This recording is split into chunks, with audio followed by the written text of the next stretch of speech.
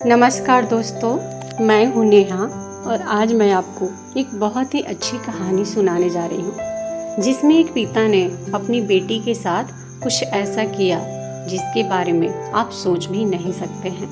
आशा करती हूँ कि आपको ये कहानी ज़रूर पसंद आएगी। मेरा नाम संजू है। मैं अपने पिता की एक लौती बेटी हूँ। हमारा घर बहुत बड़ा है। हम रईस परिवार से आते हैं। हमारे घर में ताऊ जी, ताई जी सब कोई है, लेकिन उस पूरे खानदान में सिर्फ मैं ही एक लड़की हूँ। इस वजह से मुझे बहुत ज़्यादा लाड प्यार किया जाता है, क्योंकि मेरे चाचा चाची के सिर्फ लड़के ही हैं, यानी कि पूरे खानदान में अकेली मैं ही एक लड़की थी, जिस वजह से मुझे काफ़ी मान सम्मान दिया जाता था और प्यार किया जाता था। मेरे पिता भी मुझे बहुत ही ज़्यादा प्यार करते थे, लेकिन एक दिन मेरे पिता ने मेरे साथ जो किया वो कोई सोच भी नहीं सकता है। हमारी एक बड़ी कंपनी है, पैसों की कोई कमी नहीं है। बचपन से ही मुझे ऐशो आराम की आदत है। नौकर चाकर, गाड़ियाँ मेरे चारों तरफ रहती थी। मेरी जिंदगी बहुत अच्छे से जी रही थी, लेकिन उस दिन ने मेरी जिंदगी बदल दी। हमारे यहाँ कुछ दिन से एक नया ड्राइवर आया था। उसका नाम मंटू था। वो ड्राइवर जवान था, लेकिन वो मुझे पसंद नहीं था। वो ज़्यादा सवाल पूछता था, कहाँ जा रहे हो, क्यों जाना है। इतने तो मेरे पापा भी मुझसे नहीं पूछते थे। एक दिन जब उस ड्राइवर ने हद कर दी तो मैंने उसे एक तमाचा मार दिया और उसे नौकरी से निकाल दिया। मैंने पापा को यह बताना जरूरी नहीं समझा, क्योंकि हमारे यहाँ ड्राइवर की कमी नहीं थी। लेकिन मुझे नहीं पता था कि मेरे साथ यह होने वाला है। एक दिन सुबह जब मैं उठी तो मेरे कमरे में वो ड्राइवर मंटू था।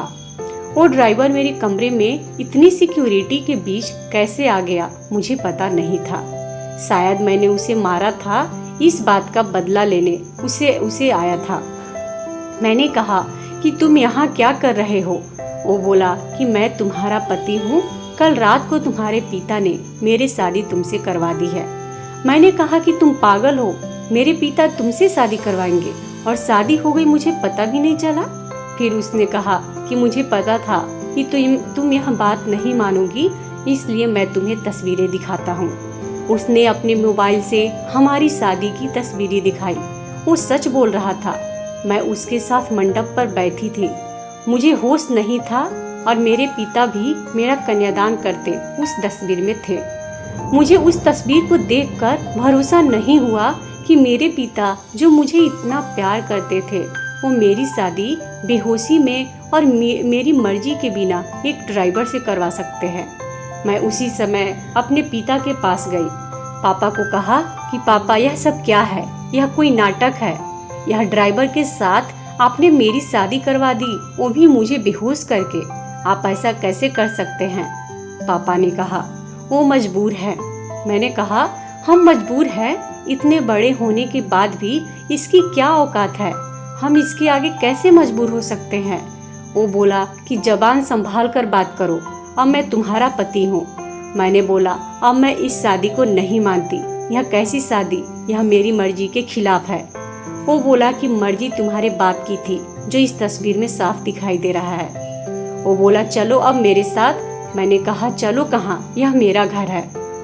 मंटू ने बोला नहीं, तुम मेरी पत्नी हो और अब तुम मेरे साथ ही रहोगी। अगर नहीं मानी तो यह तस्वीर मीडिया में जाएगी। मेरे पिता चुपचाप खड़े होकर यह तमाशा देख रहे थे। उसने मेरा हाथ जोर से पकड़ा और खींचकर ले जाने लगा। इतनी सारी सिक्योरिटी, लेकिन कोई उसे रोक नहीं रहा था। मेरे पिता भी जैसे कि भूत बन गए थे, पर मैं रो रही थी और मेरा हाथ खींचकर मुझे ले जा रहा था। मुझे नहीं पता था कि उनकी क्या मजबूरी थी, पर इन सब के बीच मेरी जिंदगी के साथ बहुत बड़ा मजाक हो रहा था। वो मुझे अपने घर में ले गया। घर नहीं, वो तो पिंजड़ा था। एक छोटा सा कमरा, बाथरूम के लिए भी कमरे के बाहर जाना पड़ता था। उसने मुझे कहा कि यही अब मेरा घर है, यहीं पर रहना है और खाना है। पास में भी बहुत सारे कमरे थे, उनमें भी लोग रहते थे। मैं ऐसी जगह आ जाऊंगी मुझे पता भी नहीं था। उसने कमरे में खाने का सामान रखा और कहा कि भूख लगी है, खाना बनाओ। एक थप्पड़ का बदला वो इस तरह लेगा मुझे पता भी नहीं था। मैंने कहा कि मुझे खाना नहीं आता। वो बोला ठीक है, मैं कहीं खा लूँगा, तुम फिर भूखी रहो। वो इतना कहकर चला गया। मैंने सोचा था कि मैं भाग जाऊं, लेकिन फिर सोचा कहाँ जाऊंगी, मेरे घर जा नहीं सकती। मैं वहीं रोती रही।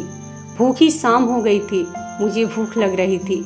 ऐसी भूख मैंने अपनी ज़िंदगी में कभी भी महसूस नहीं की थी। मैं मेरे कमरे की चौखट पर बैठ गई और रो रही थी। पास के एक कमरे से औरत ने मुझे रोते हुए देखा और कहा क्या हुआ है। मैंने कहा भूख लगी है। वो बोली इतनी सी बात।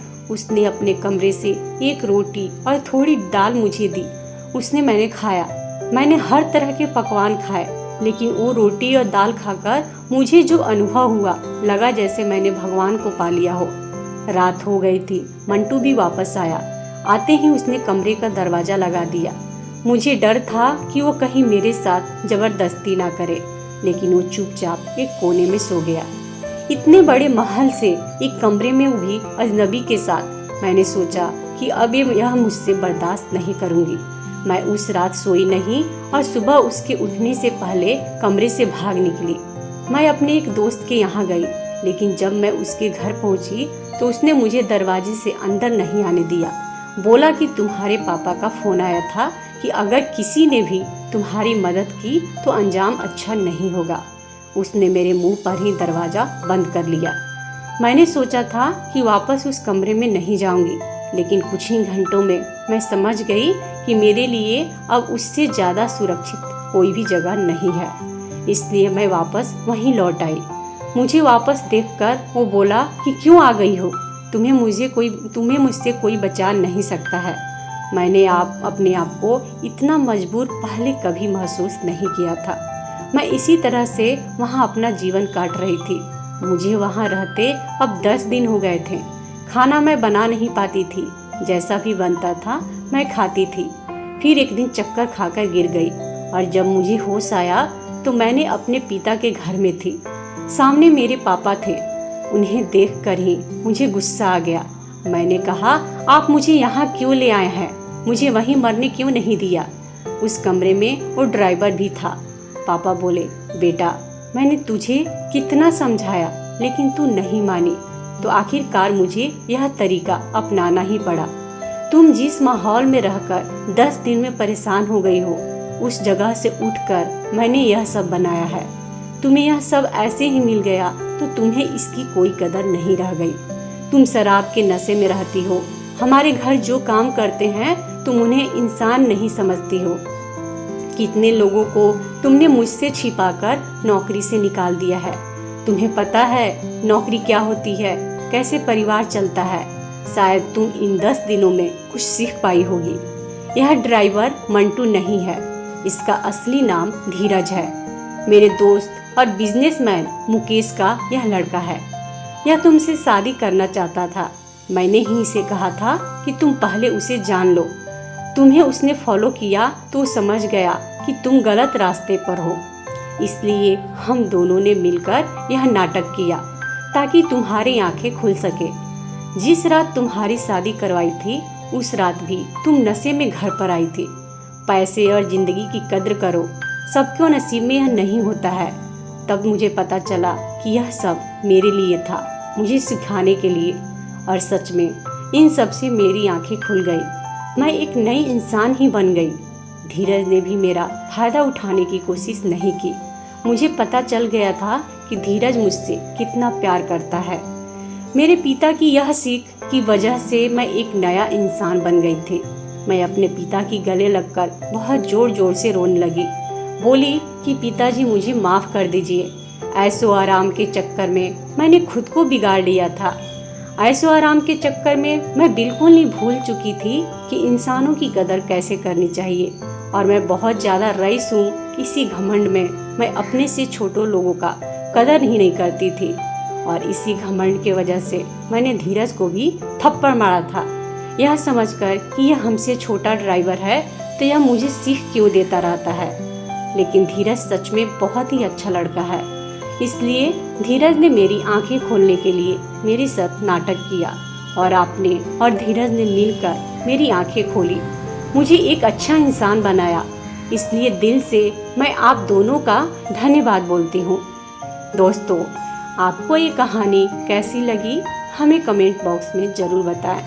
और अगर आपको ये कहानी अच्छी लगी हो तो इस वीडियो को लाइक करें और अपने दोस्तों के साथ शेयर ज़रूर करें। और इसी तरीके की अच्छी अच्छी कहानी की वीडियोज़ देखने के लिए हमारे इस चैनल को सब्सक्राइब करके घंटी के बटन को दबाना बिल्कुल भी नहीं भूलें।